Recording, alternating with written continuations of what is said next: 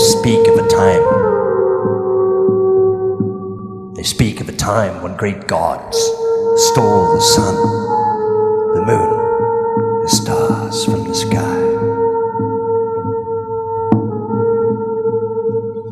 They speak of a great ice crept across the land, stole their homes, they began to die. They speak of Raven, who so loved the people of the land that he transformed himself into a pine needle and fell into the food of the great gods that had stolen the sun, the moon, the stars. A goddess consumed him. Raven was born to the gods as Raven Child. He was unlike any child you've ever met. He was wild. He was a nightmare. He was a frightfully obnoxious child. Some of you know kids like that. Then one day Raven found the bentwood box that held the sun, the moon, the stars, and he threw a tantrum like the gods had never seen before. They loved him so, they gave him the box. A lute. And they described this place where the sea breaks its back. They describe this place where the sea directs its energy onto itself. And they call this place Alaxsxaq. Spelled Alaxsxaq.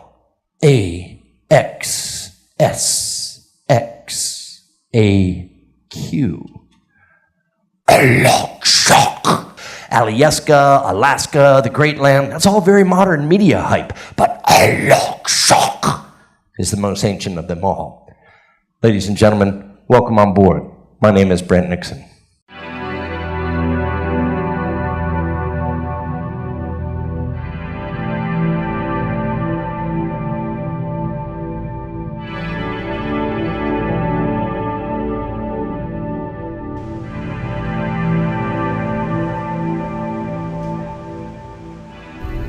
We're making good way.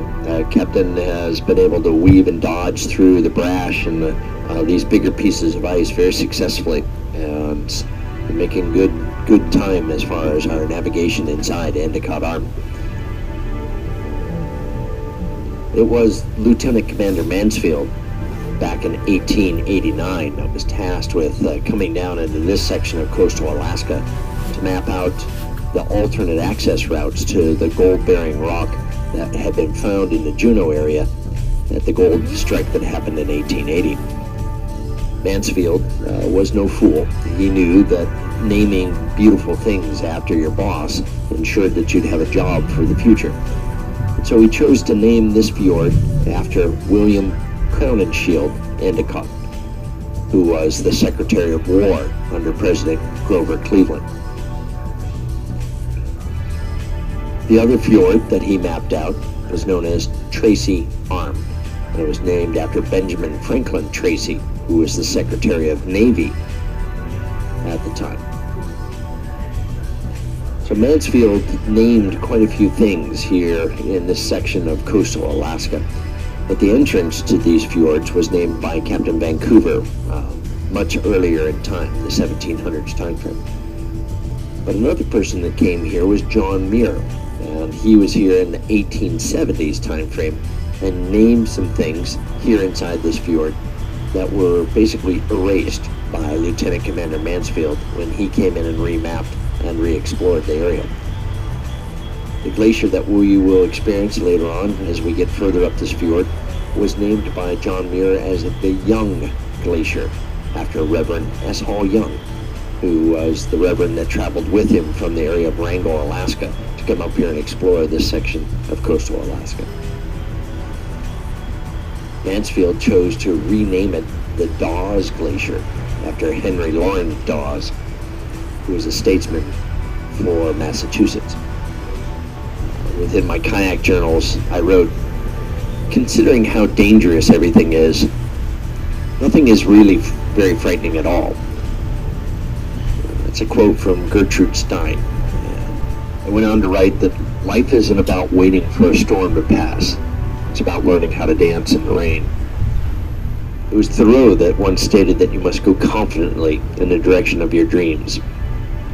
And so here you are, exploring one of the great wilderness areas of coastal Alaska, known as Tracy Arm Forge Terre Wilderness, 653,000 acres of property set aside for the spectacular beauty that you now see all around us. Now we're into a section of the fjord where we are allowed to make an announcement to the exterior decks, share a little bit about this beautiful place that we're sailing in. This is also a section of the fjord that is renowned for its waterfalls. So those of you that are on both the left and the right sides of the vessel, you're in for a real treat as a number of waterfalls in this portion of the fjord. I have been in here during some pretty heavy rain conditions and have counted as many as 1,000 waterfalls that exist here inside this fjord during peak rain. It's pretty quiet right now. It has been a relatively dry couple of days as far as southeast is concerned. So if you're stepping out onto the viewing decks left and right to look at these beautiful hanging valleys that are up above us on the left and right sides, do take into account that it's just above freezing out there on the decks with wind chill factor. Now for our guests that are on the right or starboard side of the vessel, you're able to see a really distinct change in the watercolor that's over off our right side. You get this freshwater outflow that's coming from the North Dawes Glacial system. So if you're on the right, starboard side, you're going to be able to look back up into that little micro fjord that's over there on the right side. And there's a couple of hanging glaciers that are up inside that particular fjord, particular valley. So there was a point in time, of course, when that little valley, that fjord that's over to our right, our micro fjord over there, was full of glacier ice as well, and came down as a contributory glacier to the main stem of the Dawes Glacier that created this big fjord that we're sailing. This piece of ice that's going by us on the right side is just an amazing sculpture. And for just these few minutes, you're going to get this incredible light that's running through that ice sculpture and all these unique shapes. It is Heraclides that once stated that you never step in the same stream twice. And you could easily say that about ice, that you never see the same piece of ice twice. It's constantly melting, changing shape, rolling over, exposing new surfaces. So that piece of ice that's going by us on the right side there, you notice how it's got a distinct planal tilt to it as its center of gravity is starting to change. And what happens, of course, is that it'll slowly start to roll over and expose some new surfaces, and all those white surfaces will disappear underneath the water. Well, what we've learned over years and years of exploring throughout these coastal fjords is that the weather changes about every 15 minutes here. So if you give it a few more minutes, it might start snowing on us. Then right after that, it might rain, and then again, the sun might pop out. So you definitely got to keep yourself correctly attired for this experience. That includes a nice warm hat, a nice warm jacket, windproof jacket. And of course, the other trick is to become a penguin. Now, when penguins get cold, they stand next to each other. Now, that's known as crushing. And as you decrease your surface area, you increase your core warmth. So if you stand all by yourself, you will get really cold. But if you snug up next to somebody else, then you start to get warm. So the closer you can be to other bodies, the warmer that you'll be, and everybody will be happy campers. You don't even have to know them. It's okay. You just got to snuggle up next to them. Beautiful view of the Dawes Glacier now coming into view on our forward left side as it comes down out of the Ketchikan ice field. Probably one of my most favorite quotes comes from Helen Keller, who stated, "What is most saddening to me is when those that do have eyesight don't truly see."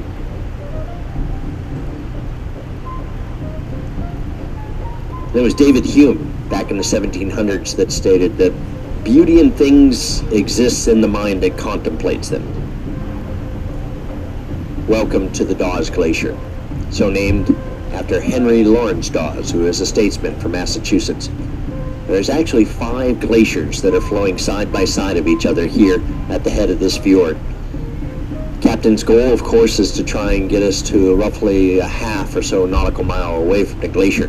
Ice controls us, but we've had an excellent morning and made great speed to this location. And so with that, an opportunity for us to get closer. We are still many, many miles away from this glacier. Size and distance are very deceiving.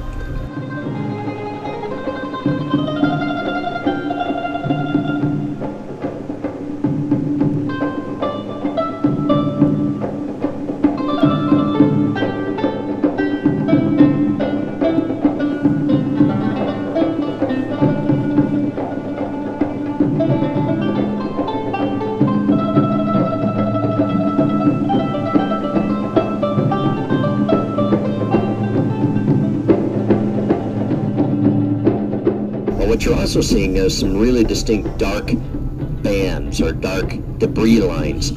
These are known as medial morainal bars. And these medial moraines are the result of rock that's being carried by the left and right edges of the glacier as it moves down slope. So you've got these beautiful medial morainal bars that look like tire tracks coming down the glacier. And what that tells us, of course, is that you've got 1, 2, 3, 4, 5 glaciers that are running parallel with each other down slope.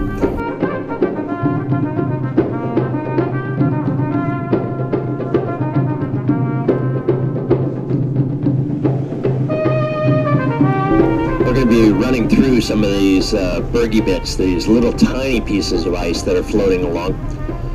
As we move through it, you're going to hear little snaps and pops and fizzles associated with the trapped air that is being released as it melts. That's known as bergy seltzer.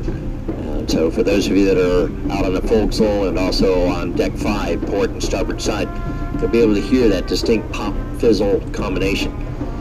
Now on some of the bigger pieces, the bergy bits and brash that are on our forward and left side, there's some harbor seals that are up on the ice over here to our forward and left side.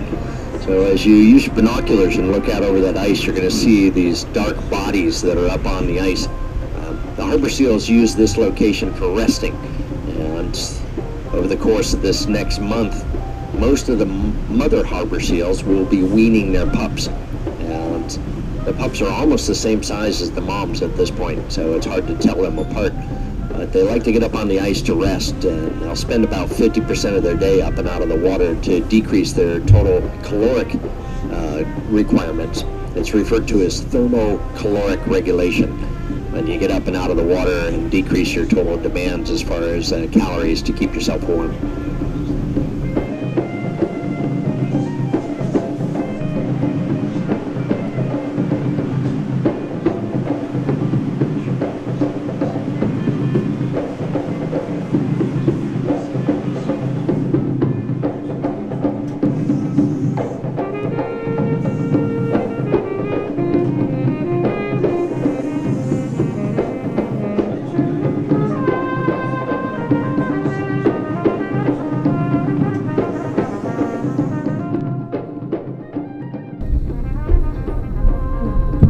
I look forward to seeing you around the ship throughout the course of the midday. And again, thanks for joining us here for our sailing on the Solstice into Endicott Arm. It was definitely a celebrity kind of day.